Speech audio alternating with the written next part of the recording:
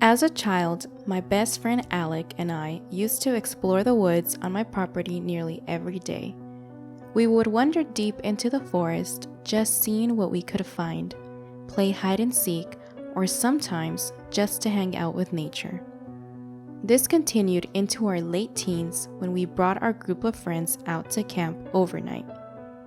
We started off our hike around 1900 hours and walked around 2 miles into the forest until we found the perfect spot to set up camp, a wide open clearing close to dusk.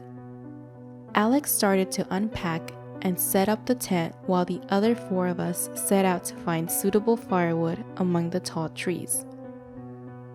By the time we had gathered enough wood and made it back to camp, the sun had almost sunk completely below the horizon.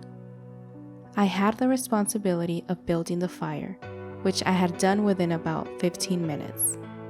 Once camp was complete, we were sitting around the fire, chatting and roasting marshmallows for s'mores, when Justin brought over the cooler of beer and liquor his dad had bought for him. We had taken several shots and were working on a beer when we decided to tell campfire stories. This went on until around 2 a.m. when we were drunkenly stumbled to the tent to call it a night. I woke with a start when I heard a cackling out in the woods, which had scared me to my core. I shook Alec awake and asked if he heard it too, and he did. About this time, the others had woken up from our talking, and I could see the concern growing on their faces, confirming that they all heard it as well. "Who's out there?" Justin called out. The only response was the abrupt end of the laughter, which unsettled all of us. We were all wide awake and too spooked to go back to sleep, so we decided to get up to rekindle the fire from earlier that night. Upon exiting the tent, we saw that the campsite had been destroyed aside from the fire, which had a small dead mouse laying right by it. I had poked the rodent with a twig and turned it over to reveal a precise incision on its belly with its innards hanging out. "Bro, what the hell?" exclaimed Josh. Right as he had completed his sentence, I heard something moving through the leaves just outside of the clearing. Startled, my eyes shot up towards the sound, but I couldn't see anything. Brandon went back to the tent to grab his small flashlight and shined it out through the trees. The only thing we could see was a set of glowing eyes looking directly at us. The unknown creature quickly stepped behind the nearest tree, attempting to avoid detection. Justin slowly walked toward the creature, trying to better see what it could be, until he disappeared out of sight. Less than a minute went by before we heard his screams. But as quickly as it began, it had ended. We tried calling out to him, but he didn't respond. We all sat around the fire, waiting for his return, but he still wasn't back when the sun came up. When Justin still hadn't returned, we all set out to look for him, hoping he gotten away from whatever had taken him. After about 45 minutes of looking, I heard Brandon yelling for the rest of us to come help him. When I got there, Justin was hanging from a tree by his wrists, his body covered in shallow, precise cuts. Josh climbed into the tree with a knife while we supported Justin when he cut him down. He was still breathing, thankfully. We splashed some cold water on his face, and he woke with a scream. We were able to help him walk out of the forest back to my house, where we got him into the car to go to the hospital. On the way to the hospital, we asked him what the hell happened, and he said as soon as he got out of the clearing, he saw an animal walking on all fours. But very quickly, it got onto its hind legs and ran towards him impossibly fast. But that's all he could remember.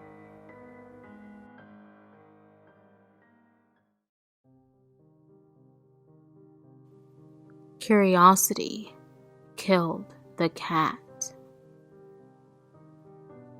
There are plenty of things we don't notice in the world around us.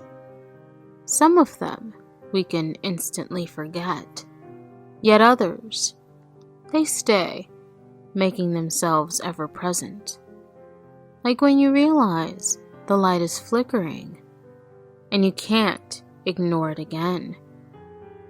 Like when you start to think about breathing and you can't stop. Small things, insignificant things that won't last, that'll eventually go away. But some of them stick for longer. Always there, always present, until you can't forget. Even if it went away. No, I'm not talking about the noise, or the light, or the manually breathing. I'm talking about him. I first noticed him like you'd notice a flickering light. Something seemed to be off. Nothing major, nothing that would unsettle me. At first, I wondered what it was. I wish I hadn't. It was the perfect scene, the perfect day. Perfect, perfect, perfect. Nothing can ever be just that. Can it? There always has to be something to ruin it. In this case, it was him. He was just standing there, leaning against a tree some distance away. He didn't look out of the ordinary. At least, at first he didn't. But once you looked closer, focused on him, you'd see things you'd never forget. Things that would haunt you both day and night. Things that are completely and utterly inextricable. He was too dark on this summer day. He was darker than the shadows, darker than the cloudiest of nights. And he was never completely still, like there was a constant breeze where he stood, making his garments flutter as if they were playing with you. Now, none of this seems completely menacing, but it was all so wrong. On a rainy day, maybe, but not then, not always. And once you notice him, he won't leave you alone. Not till you're dead. He'll always be in your peripheral vision. He'll seem more ominous there. Don't fall for it. He can't hurt you. Not yet. But once he sees you, once he acknowledges you, then it gets worse. Far, far worse. Then he'll be with you in your dreams too. Then he'll come into your house, your personal space. But you can't call for help. They'll call you crazy. They'll want you to take pills to make him go away. They don't work. They make him mad. Then he'll show you his face. It's awful. I remember that day like it was yesterday. I only wanted to go out for a walk, to help wrap my head around taking their pills, to make him go away. I felt crazy, but I wanted it to work. I needed it to work. I sat down on the bench looking straight at him, wondering what would happen when I took the pill. I couldn't wait any longer. I took a swig of water and dropped the pill into my mouth. The effect was instant. He started to slowly, mechanically, turn his head towards me. It was so vivid I could almost hear it. I was repulsed, but all I could do was watch. Until his eyes fell onto mine. I went cold. The world seemed to freeze around me. No more wind, no more noise, just his stare. I ran, making it home at a seemingly impossible speed. Now he won't stop. Now he won't face the other way. But who am I to complain? I looked first.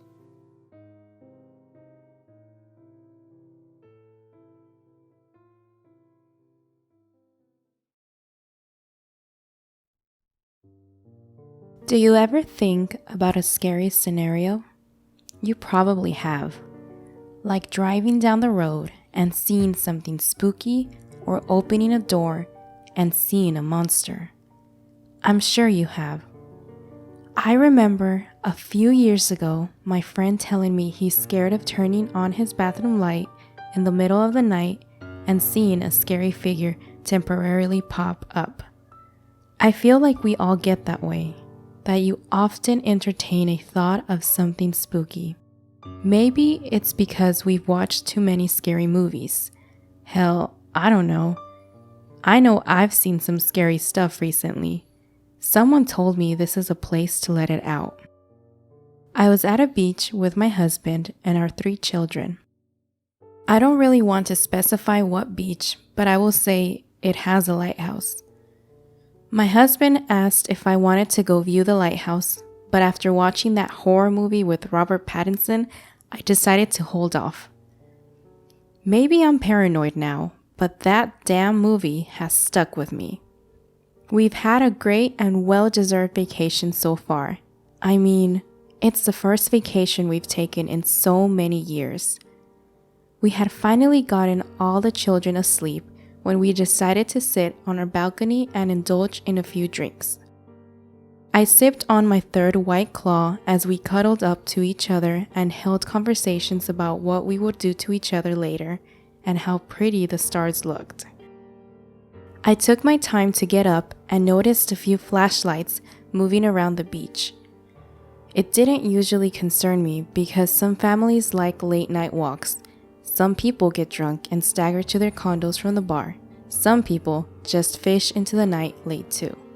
I just felt weird because I seen more and more flashlights show up. I joked with my husband maybe it was some ghost, but of course, he put that thought down. He don't really joke about that stuff or believe in paranormal things. Ghosts don't need a flashlight, do they? He grunted out while sipping on his beer. Could be a pirate looking for a long-lost treasure. May have came back from Davy Jones' locker. Sometimes curiosity can kill a cat. I wanted to go walk on the beach. I noticed 20 flashlights moving around. I looked hard and seen a few people. He grunted Come on, babe. The kids are asleep, and we haven't had any us time in a long time. I sighed out. Well, I was hoping you'd sit in here with them while I go for a 10-minute walk. I could really use it. I took my time standing up and crept out the door. It's just really odd. I swear the past few nights I'd hear crickets and other insects while outside, but now it felt dead silence. The wind began to howl like a humming tune, and I swore I heard something clear as day say, "Don't." I pulled my hoodie below my tank top and walked through our little exit to the beach. The sand felt colder on my feet, and I could see even more flashlights shining. The noise of children giggling and playing was becoming louder. It felt so strange that children would be out here without parents. I was officially becoming scared, but it was almost as if my legs didn't want to stop and my curiosity was itching. I walked closer and the atmosphere began to come colder. I was wearing a comfy hoodie, but it felt like I was walking naked in a snowstorm. I pulled out my phone and shined a light near where the others were as I walked upon the flashlights. There wasn't any more giggling or moving. It was pure silence. The wind wasn't howling. I swear, even the tide of the ocean was extinct. I shined my phone's light at the light closest to me. It was a flashlight, but no one was holding it. The sound was all at once, a small thud, a thud of falling on sand. Every single flashlight smacking the sand at the same time. Breathing felt incredibly hard as the ocean's tide was loud and violent sounding. The wind's howls sounded like screams coming out from a woman of distress. I looked up and the lighthouse's guiding light became a dark red, and my phone's light went out. I looked at my screen and it was clear my battery went out, and that made no sense because I was at 80% before I walked down. All the flashlights pointed towards me and turned to the ocean very quickly. A very tall man stood in the spotlight. He wore old sailor's clothes and had a long beard. Cuts were along his body, and it looked like barnacles and moss were attached to him. He was pointing at me and laughing as he raised his hook hand. He leaned towards the sand and picked up a body. It was a dead man who was fishing. His equipment was still in the sand where he must have been before all the lights came out. His throat was pouring out blood still. The man began carrying him into the ocean until he was fully submerged. I don't even remember making it back to the door of our condo, but my husband said it took a long time for me to quit shaking. The paramedics checked and said I was okay. I don't think any of them believed me though. They said they were going to send out a missing person report and have people check the waters to see if there's a body. My husband won't let me go back outside, and I told him just to lay with our kids tonight. I won't be sleeping.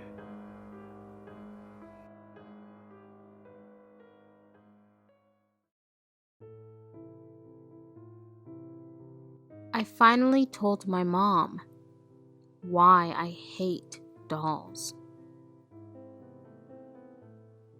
My mom knew that I hated dolls.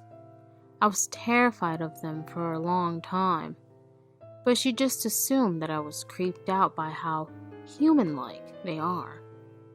She never really questioned it. Plus, I was the type of kid who would rather avoid something I'm scared of, was rarely triggered and jaded about scary things, and would get violent when startled. I had been like that as a child, and still am. It was last year when my friends and I were talking over at Discord when my mom heard me loudly declare how much I hated dolls, and how absolutely terrified I was of them. She was shocked to hear this, and with good reason. I've rarely openly admitted to being afraid of something, let alone with such strong language. Before we went to bed, my mom sat me down and asked me why I was terrified of them. I was confused at first, but then realized I haven't told her. For context, our old house had 2 steps leading up to a small platform where you can go 2 steps down straight and go to the bathroom, or take a right and go 11 steps up where there's a small landing. To the right of that would lead to 2 storage rooms, both of which became my room and my foster sister's room. To the left was the master bedroom, which had its own bathroom and led to the terrace. I used to sleep in the master bedroom with my mom when I was little. The light switch was just beside the door, but back then I was so small, I had to grab a chair from beside the dresser, or I had to get in the dark room and jump so my 3-foot something height would reach the switch. I was around 6 to 8 at the time, and I went inside the house to take a bath. I had been playing with my neighbors all afternoon, and after a quick drink of water and some biscuits, I made my way up the stairs. My mom was at work and my babysitter was out. I distinctly recall being the only one in the house. Making my way up the stairs, I remember being a bit nervous, but mostly tired. When I reached the landing, there was a doll in the stroller. It was my doll, the only one my mom bought me. I found that doll creepy for so many reasons. First, it was almost as big as me, had curly brown locks that could never be brushed, and it came with a stroller that I used to be able to sit in. Second, it was the kind of doll that opens its eyes when you carry it. Third, it had glowing eyes. I don't know what the manufacturer thought, but the doll had luminous, green eyes that glowed in the dark. I've had literal encounters bumping into that thing in the dark, it falling over, and the eyes rolling up and glowing from the floor. My mom liked it though. I didn't. But back to the doll. It was there, hands at its sides, eyes closed, sitting in its stroller in front of the storage. I stared at it for a few seconds, my child brain hoping it won't open its eyes, before I realized it won't anyway. No one's moving it, and even if the stroller moved, it's not like the landing is elevated enough to trigger the eye opening. I turned to the left into the master bedroom. It was around 6 or 7 p.m. at the time, so it was pretty dark. I recall having an eerie feeling scratching at the back of my neck, but shrugged it off. I tried to smack at the light switch from the door, but as I mentioned before, I was a tiny midget and couldn't really hit the lights. When I finally hit it, I was surprised when the lights didn't come on. I thought maybe I accidentally hit it twice, so I stepped into the room, the door closing behind me. As soon as everything went dark, the eerie feeling grew stronger. Even though it was dark, I could make out silhouettes. There was something behind me. Turning around, I looked up at the largest closet. Above, it was a blonde doll. I watched in the dark as the doll's hands moved from its sides to its front.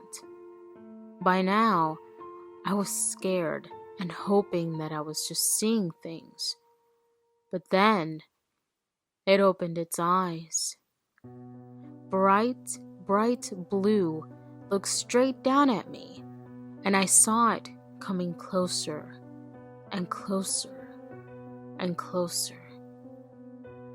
When I realized what was going on, I was on the floor, my head knocking against the hard wood as I stared up at the doll's glowing blue eyes. I can never forget that shade of eerie blue. Its plastic hands were on my neck, pushing down, getting tighter and heavier as it got closer and closer to my face. I remember sobbing and trying to shove it away. I know I should be able to. Despite being almost my size, these dolls were light, with a hollow interior so kids can carry them around. But this one, even though I can't feel its weight on my body, this one was pushing down on my neck. After a few minutes of struggling, I managed to shove it off. I bolted out of the master bedroom and stopped at the landing. The brown-haired doll was there, and I could hear the stroller wheels creaking as it slowly approached me. Its arms, previously at its sides, slowly came up to reach for me. Its green eyes rolled up slowly, and I swear those eyes focused on me. It was coming towards me, and I dove down the stairs before it could block my exit. I don't clearly remember what happened next, except that I was crying. I had gone over to a neighbor's house. They didn't believe me as far as I know, but I thankfully have little memories of being teased about it. I finished my story, a little unnerved by the memory. My mom was surprisingly quiet, and she looked confused. I know she had been attentive the entire duration of the story, nodding along and all that, but she did seem very confused. I gave her a while to think before I asked her why she was confused. She gave me a look. I remember the brown-haired doll. I bought that for you. I know. You didn't like it, and you never played with it. Yeah. At this point, I wasn't sure what she was getting at. For a brief moment, I thought this was going to be another one of her "why aren't you like girls your age" spiel. But to my surprise, she just gave me a worried look. I never bought you a blonde doll.